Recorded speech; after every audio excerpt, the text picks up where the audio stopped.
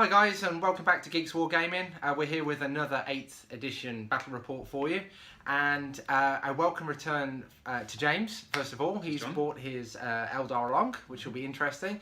I've brought my Black Templars along, and this is the first game that I'm going to be playing in 8th edition with my Space Marines, so that's going to be quite exciting. It is worth mentioning that by the time this video goes out, the Space Marine Codex will probably be launched, but we don't have that to hand at the moment. So what we are doing is, based on some of the rumours in the community, we understand that Black Templars will be able to re-roll their charge distance. So we're going to do a little bit of a house rule, and we're going to deploy that on the assumption that's actually what's going to be happening when that codex drops. So just to explain, maybe there's some rules discrepancies, but we don't have the Space Marine Codex just yet. The mission that we're doing today is No Mercy, so it's basically a game of trying to annihilate your opponent, and it's all about victory points, and it's a Dawn of War deployment, so it's a nice, simple battle, all being well. And yeah, we're really looking forward to seeing how Space Marines get on in this release, and also interesting to see Eldar. I've got a little bit of an Eldar army myself, but you've never have seen it on the channel because I'm not a massive fan of playing them, to be honest with you. But maybe this will inspire me to buy those few missing units and flesh that army out and get it involved. We'll see. It's interesting you say it, because this is the first time I played 8th edition ever, and this Eldar, I collected it in 6th. So I haven't brought it out. I played it once in 7th, didn't really like the way it played. So none of the traditional kind of units maybe in here, like the Warp Spiders, and I haven't got any Wraith Knights. But so no cheese then, I have no idea. We'll see what they're like. But yeah, so it'd be interesting for me as well, test out 8th and also see how Eldar now play with the new rules. Okay then, so let's go and take a look at the armies.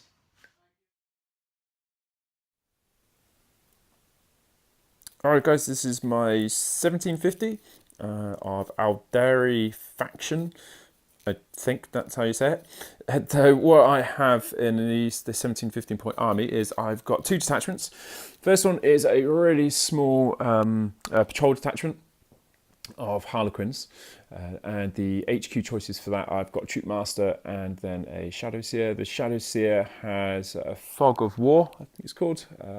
No, it's not Fog of War, it's the one that helps them move. I can't remember the name. They can move 8 inches when I cast it. And then simply with that, I've got 2 troops of Harlequins. So there's a 5-man unit there and a 5-man or girl unit here. They have 3 fusion pistols and 5 caresses. So that should hopefully help with a bit of anti-armor, and then also when they're in combat. So that's the patrol detachment, and then the rest of it is filled out with a standard craft world Eldar, but Harlequin themed army list. So for HQ for that list, I have a Farseer, because I just love magic and stuff. It's cool, popping people's heads and then shooting lightning bolts from your eyes and whatever else. So yeah, Farseer here, he can cast 2 spells a turn, and so I'm going to pick Guide and Doom, because classic Eldar, and yeah, that's always a good thing to have in your arsenal. And then the 2 Warlocks either side of them, I know one of them's got a spear on the left, but they've both just got Witchblades, and I have picked Conceal just to stick with the Guardian squad, because that's how I remember playing them, and it always seemed to work just to make the Guardians a bit more durable. So they'll be hanging out with those guys. Then in the troops, I have 3 troops choices. I've got 2 Guardian Defender squads. They have both got the Aeldari missile launchers with them as well to give them some range, maybe camp on objectives at the back. And that's pretty much it for them. And then I've got a unit of 5 Rangers here as well, so they can then, you know, distraction kind of effects, cause some shenanigans and that kind of stuff too. Then fast attack, I've got a unit of 3 Vipers, because that's always good to try and get around the flanks. And there's actually, well, it used to be quite a lot of shots with the shuriken cannons, and I've actually doubled up with shuriken cannons underneath as well. And then finally over to the heavy slot, of course I have 2 Wraith Lords that you saw there, both equipped as you can see. So it's 2 Flamers each, Bright Lance each, and an Aeldari missile launcher each as well. And then finally I've got a squadron of Warwalkers, which I've put Bright Lances and scatter lasers on. So that's it. That is my 1750 points. Very, very foot heavy. That's quite how I like to play Eldar. I think it plays well to their battle focus. But depending on the mission and what I'm up against, depends on really if I'm going to run around or not. So yeah, thanks for watching. Hey guys, so here's my 1750 points worth of Black Templars. It's a battalion detachment, and the HQ choice and Warlord is the chaplain in Terminator armor. My secondary HQ choice is my Tech Marine with a servo harness and a power axe. And then for troops, I've got an 8-man squad of Crusaders with a plasma gun and a missile launcher. And then I've got 2 further Crusader squads that each have a Power Fist, a Melt Gun, and a Sword Brother embedded in them with a combi weapon and a Power Sword. And then everybody else in the squad has got the standard fare of Black Templars, which is a bolt pistol and a chainsword, of course, and a Rhino each to transport them around the battlefield. And then when we look at elites, we've got a 6-man squad of Terminators that the chaplain is going to travel alongside in the Land Raider Crusader there, which is obviously a heavy support choice. That one's got the Hurricane Bolters, of course, the assault cannons, and I've paid the extra for the multi-melter on the roof. And for heavy support, I've got 2 choices. I've got the Vindicator. Interesting to see how this one pans out in the absence of templates in this edition. And I've got the Trilas Predator over the back there as well. So, yeah, there you go. There's 1,750 points worth of Black Templars. Doesn't look like a lot, but hopefully packs a punch. We shall see. So here we go with deployment, and just as a reminder, the deployment is Dawn of War, and the Black Templar started out with deployment, and I dropped my Land Raider down there with the Terminators in there. I've got the Vindicator just next door, bit of a fire base there with the Trilas Predator. The Crusader squad without any transports in the middle there, just acting as a bit of a defence for those 2 tanks, and then I've put both Crusader squads over on the right hand side of the battlefield as you look at it from this side. They've gone quite troop heavy on that side, which I'm not sure is necessarily going to be the best, but it's just the way sort of circumstances panned out. Now, if we flip the table round and we take a look at the Eldar, you'll see we've got the Vipers over on the left-hand side. You've got War Walkers there in the centre. You've got a squad of Guardians there tucked into that building. So there's enough targets for this side of the board where we've got the troops. But the real meat of the army over this side is where we've got the 2 Wraith Lords. So we've got one towards the centre of the battlefield and one tucked away in the ruins of the building over there, with another Guardian squad just above it. And then we've got these sneaky little characters down here. So the Rangers have used their ability to basically deploy where they want, and they're just inside the 9-inch distance, right in the corner of the board there. So that's going to cause the Land Raider and the Terminators inside there are a bit of a distraction as we get the game underway. So yeah, interesting little deployment choice. Fortunately, that unit squad isn't too big, so fingers crossed we'll deal with that pretty quickly. And then the other cheeky little squad that we've got down here is a squad of Harlequins, which are obscured line of sight terms from the Templars behind this building just here. It is going to be Templars to go first. That is, unless James is able to seize the initiative. So let's see if you get to go first. No. So Black Templars are to go first. So I've made the decision to ignore the Rangers in the back of the battlefield, and the Land Raider has steamed forward. And so is the Vindicator. I'm hoping to drop, I would say a pie plate, but it doesn't really work like that anymore. But fire a shell over towards the Wraith Lord just down here. Across the back of the battlefield, Predator stayed put, albeit it's pivoted on the spot. One of the Rhinos has moved maximum 10 inches forward. The other one, I've had to leave it where it is because otherwise it will block the line of sight for that Trilas. And first target is going to be that little squad of War Walkers just there. So that is the only movement. There's not a lot going on at the start of the game. So shooting over a fairly mixed bag, I guess. So the Rhino there with the white top hatch fired at the War Walker, and so did the Trilas Predator, splitting its fire. So the turret and the left sponson, as you look at it on camera there, fired at the War Walker that's on the left, and then the right sponson aimed at the right-hand War Walker. As you can see, one of the War Walkers has been destroyed. The other one is on 3 wounds, so not too bad there. The other Rhino there just in the centre is just out of range with its Storm Bolters, unfortunately. Then moving across the battlefield, the only thing in range here was the missile launcher, and that fired at the Wraith Lord down here and failed to wound. The Vindicator dropped a pie plate down here, and that caused, I can't remember exactly how many wounds, maybe 3 wounds I think, something like that. The assault cannons and the hurricane bolter on the right hand side, as you look at it, fired down at this Wraith Lord, and he's suffered 4 wounds as a result altogether. And then this Wraith Lord over here got the remainder of the weapon, so that's a hurricane bolt on the left as you look at it, and the multi-melter on the top, and as you can see, no wounds caused there at all. So could have been better, but not too much to be shooting this turn, so acceptable I guess as a result. So the Vipers have raced forwards in front of the War Walker, or the remaining War Walker. He can't fail its morale check, so he's okay for now. He's going to continue on in the game. The rest of the units down here have basically stayed put. Been a little bit of shuffling around underneath there for line of sight purposes, but that's it.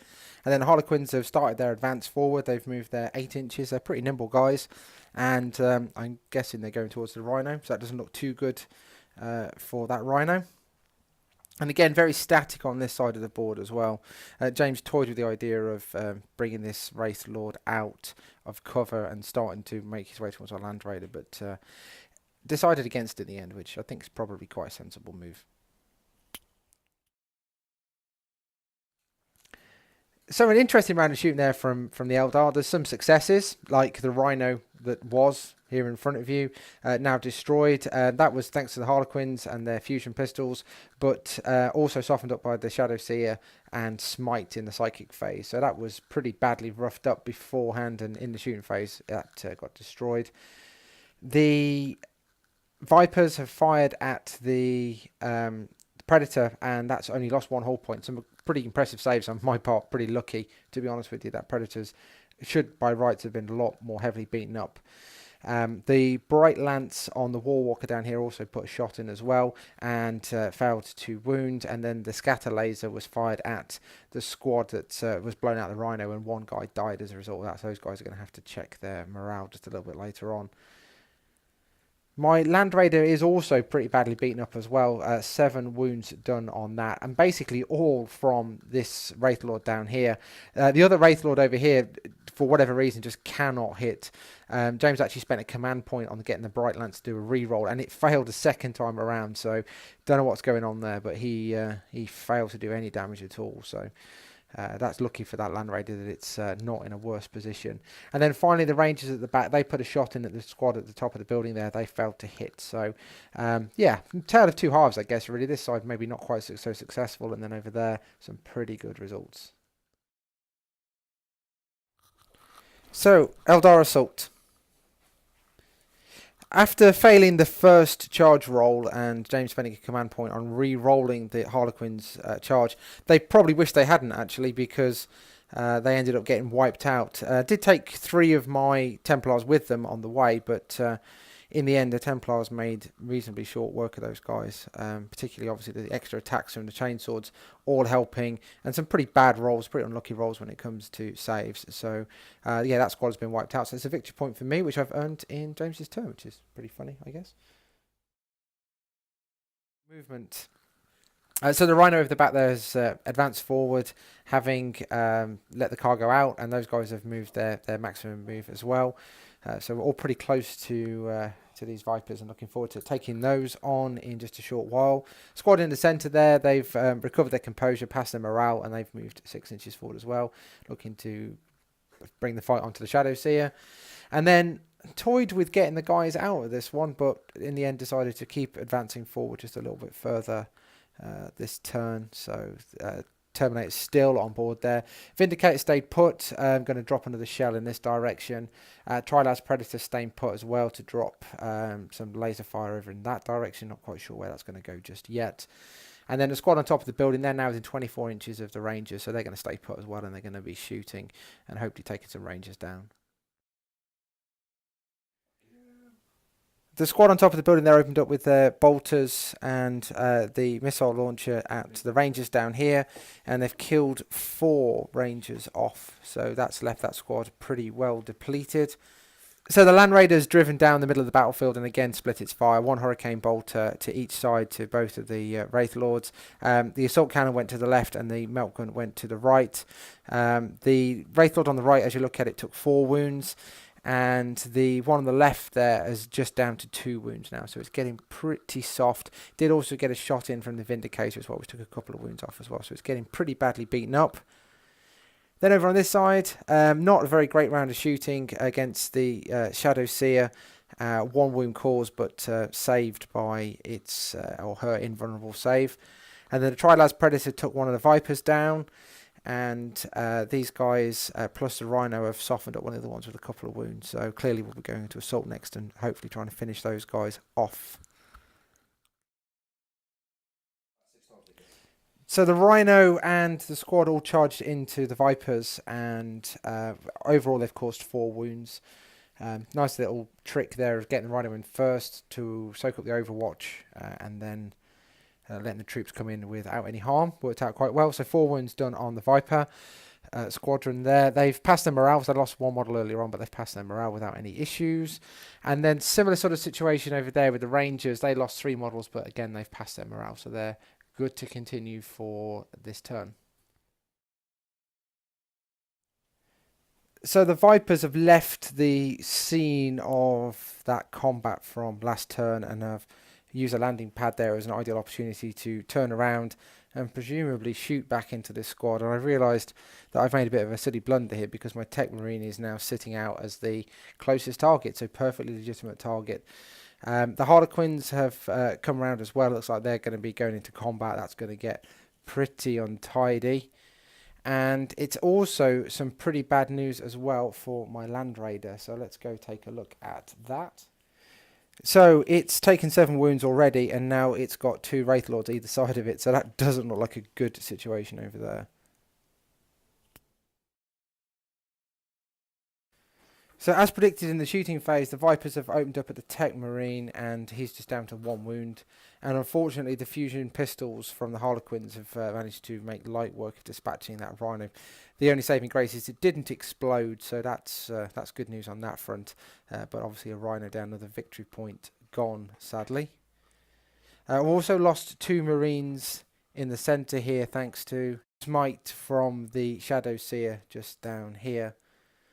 And then also in shooting across here of the Land Raider, that got peppered with both of the Wraith Lords and from a shot from the Eldar missile launchers to the top here, and it's taken now 9 wounds, so it's going to get beaten up on its stats, and of course we've still got the assault phase to go. And then the last action of the shooting phase was the Rangers, and they've opened up and they've managed to snipe one of the Marines up on the top there, so they're going to need to take a morale check.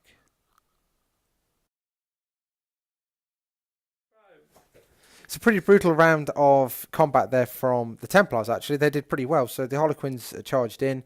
They lost 1 guy to Overwatch. And then when the Templars started hitting back, they actually ended up with just 2 guys left. They have passed their morale, so those guys will continue the fight, but seriously depleted in numbers there. So well done, boys. Good job. Okay, so on the opposite side of the board, the Land Raiders doing a sterling job of keeping in the game. Actually managed to kill the first Wraith Lord that charged in Overwatch.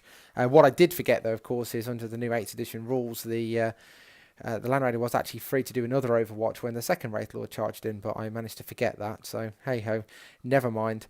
But it didn't suffer any wounds in assault, so that's great news. It's done really well. And this turn coming up for me, you are going to see the contents of that vehicle coming out and getting involved in the game finally. So yeah, pleased with that. Nice little bit of combat.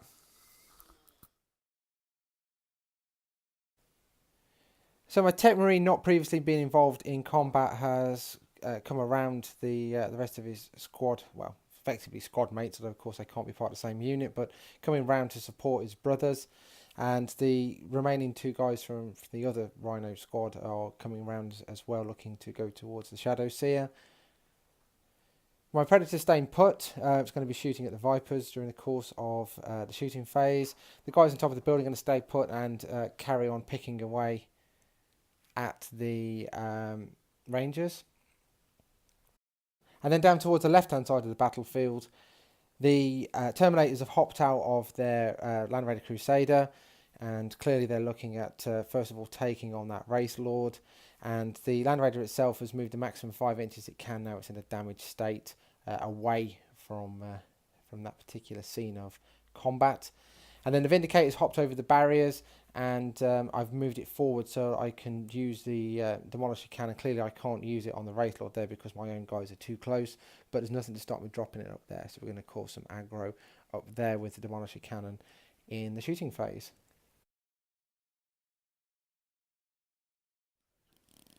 So the Tech Marine fired his plasma cutter at the Troop Master and caused a single wound there. And then the 2 remaining Crusaders from that squad fired at the Shadow Seer and have caused a wound just down there, which is great. The Predator fired all of its las cannons at the Vipers at the top there, and caused 5 wounds, which has taken one of those Vipers down, which is great. So they need to take a morale check and see how they fare for the next turn. The squad at the top on the building there, the heavy hitters of the plasma gun and the missile launcher both missed, but one of the bolters managed to score a kill over there. So just 1 ranger left, and again another morale check required just down there. Then the only offensive weapon in that Terminator squad is the Chaplain with his Stormbolter. So he's fired at the Wraith Lord and didn't cause any damage. Of course, the Land Raider can't shoot because it withdrew itself from combat. But the Vindicator fired a shell up and hit the Guardian squad up here, but only killed 1 guy. So, yeah, there's something to be said for templates and the amount of damage they can cause, and obviously not quite so effective on this particular occasion. So just 1 guy killed up there, but again, it's another morale check required as we... So down here, the Crusader squad made light work of the 1 remaining Harlequin and have now started to move on the Troop Master, so consolidating straight back into combat. James's turn next. I don't really want to be shot at, so we're just going to get in combat and just be annoying. And the other combat down here with the Wraith Lord, well, the Terminators just minced it completely, as you would expect. And they've also consolidated towards the Guardian squad up there, but I just don't think they're going to have the time in the rest of this battle to get up there and get involved. So it is down to the tanks, I think, really to destroy that unit just up there. Hopefully there'll be another victory point kicking around in the background down there when we get that Ranger taken out at some point later on in the game. But for now, of course, it is over to James for his turn. 3. So in the movement phase, my little plan down here has been thwarted because Harlequins have the ability to hop out of combat and then immediately get back in the game, start shooting and start assaulting again. So the Troop Master's hopped out of that combat, and it looks like the days of that small little Crusader squad are numbered, unfortunately. Most of the things on this side of the board have stayed put, obviously in good firing positions, so quite content to stay put there, it would seem. The only other movement has been the Ranger right at the back of the battlefield down here. He's moved up on top of the buildings, obviously looking to take a shot down at the Terminators, I guess. And the Guardian squad up there have formed a little firing arc. Obviously they're looking at shooting the Terminators down, so it looks like they formed a little firing squad up there. Wow, well, Templars really suffered in that round of shooting, big time in fact. So one of the Crusaders down just behind the statue there died in the psychic phase with Smite, which is pretty painful. And then in shooting, the missile launcher at the top of the building there and the War Walker next to it, they all shot at the Predator along with the Viper up here, and it's out 4 points. So it got away with a lot of aggravation through most of the game without really taking any damage. But yeah, it's got wiped out in this turn. And the Ranger down this end of the building also took a shot and failed to actually hit, which is unfortunate for them. But the Guardians on the top of the building, they really made up for it. So they've killed 3 of my Terminators down on this table corner. So they're going to clearly have to take a morale check. And also we had a squad of Crusaders just down here, and they've been badly beaten up by the Guardians in that building up there to the point where they've all been wiped out as well. So James has picked up a lot of victory points in the course of that turn, and I think the battle might be turning in his favour.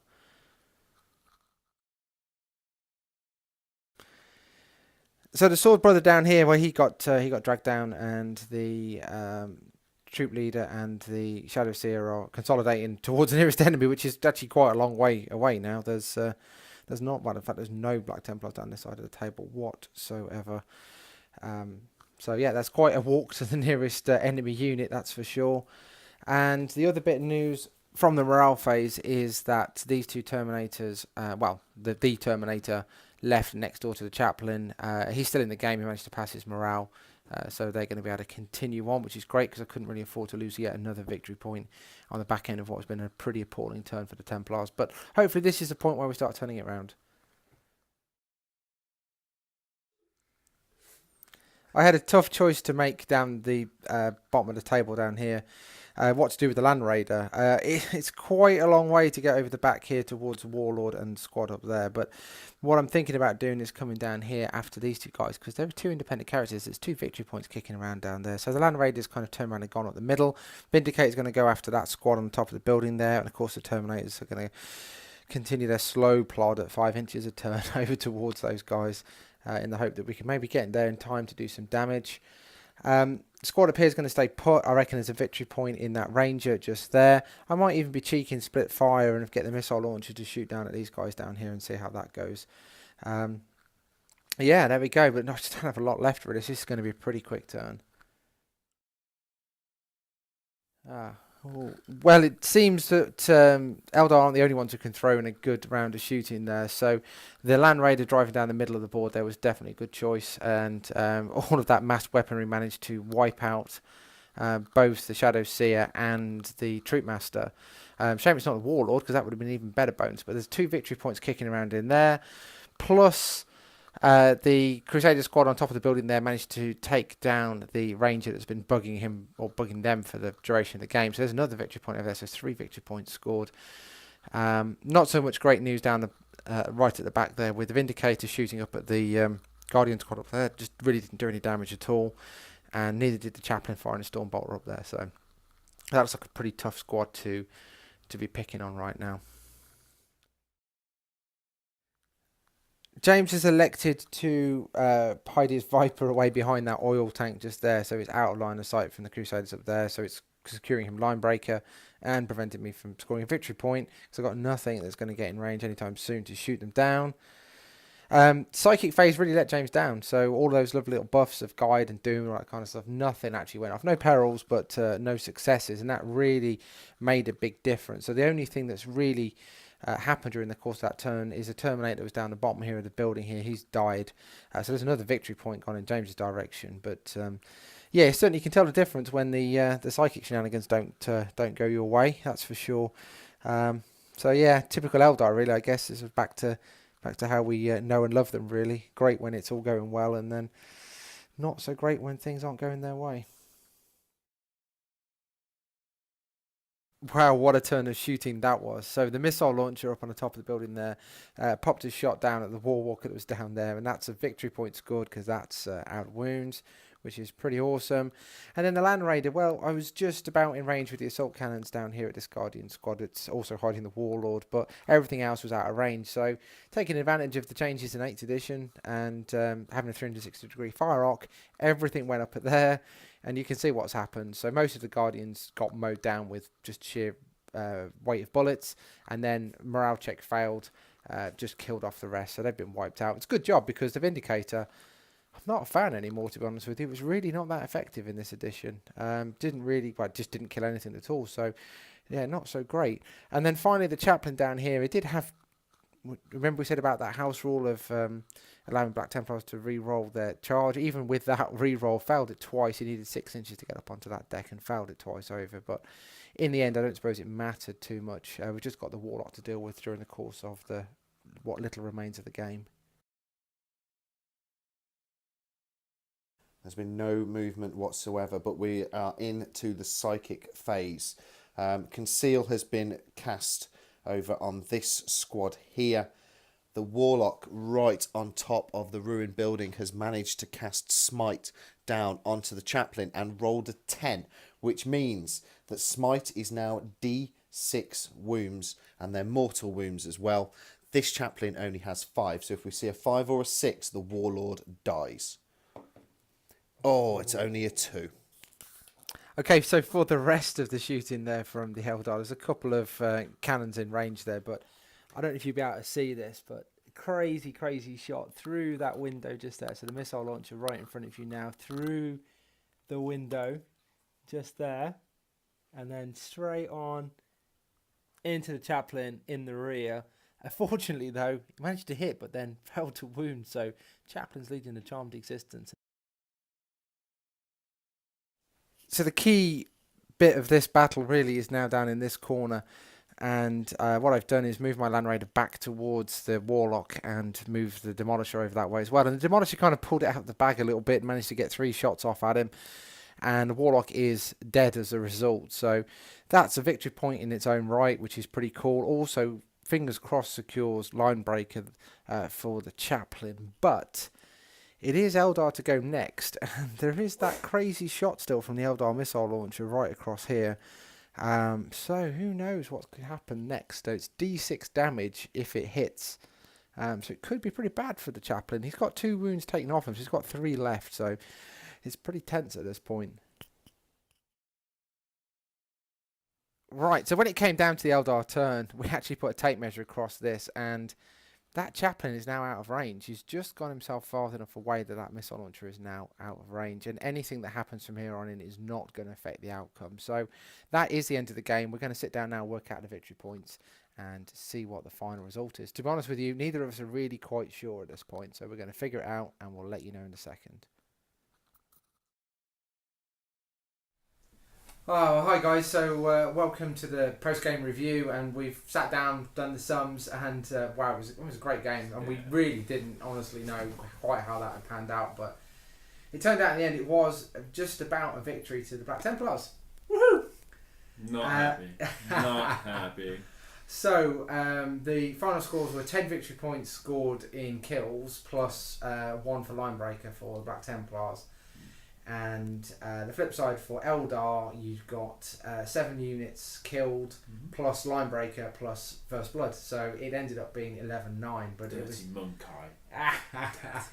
But that was a massively entertaining game to play. So That's cool. before I ramble on about Templars in 8th edition, James, tell us a bit about your experience of Eldar, and actually of 8th edition just in general, really. Yeah. First 8th edition game under your belt. Yeah, it was good fun. It was really close, right? The close games are the best. Absolutely. So that was really good. Eldar, I mean, I played them once or twice in 7th, so it's really nice to see how they play. The psychic powers seem really powerful. Yeah. The Harlequins were a surprise, because they're really manoeuvrable, especially with the psychic power, which could move them, and then the fact they can bounce in and out of combat. Yeah, that's quite cool. That's quite fluffy. I like that. But then, when I hit the Space Marines, it was like a wet flannel, really. Even though it's or wet cloth, whatever. But yeah, I hit you and just kind of slid off that's power armor. I didn't really seem to do much, even though I had some embraces and stuff, so I thought they'd do well. So I don't know if anyone's got any tips or anything about how to use Harlequins differently. I guess transports is the obvious one. Yeah, I guess so. And obviously you've seen from how the Rhinos managed to get at least part way across the board in one piece that transports They're are much better now. Much than better. Eighth. Rhinos actually seem to have a purpose, totally, other than just victory point. Yeah. And Land Raiders. Yeah. What's happened to them? They've had like an injection of mechanicum steroids or something. I don't know. Ridiculously. Yeah. I mean, it's cool. They should be, I suppose, right? Yeah. Transports are definitely a thing. So maybe try and get yourself some web serpents. Treat yourself. Yeah, maybe. I might try something different. I like kind of being a bit different. So now, I mean, I think if I've got this right from reading the book, you've kind of got all of the transport options for Eldar. So it could be the Dark Eldar ships, or of course the Harlequin things. And I think, someone correct me if I'm wrong, you can put pretty much, if you've got an Aeldari army faction, you can pretty much put any unit from any transport, which would be quite cool. Mix it up a bit, sounds good.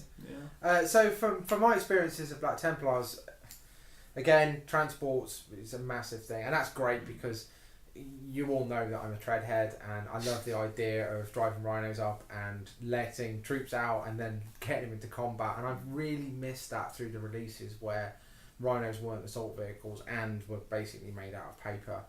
So it's really nice to have a viable tactic again, being able to drive up the battlefield and disgorge a bunch of troops into someone else's face and wreck face. That tactic when you charged me with the rhino, so yeah. I know I could get my shots off against it, and it was quite a hard decision to make. Yeah, so forcing the Overwatch early with the tank good. And then let the troops get in unmolested is pretty neat. So yeah, so it's a good one. Units of the game for me, well, probably the Land Raider, just because of pure abuse factor.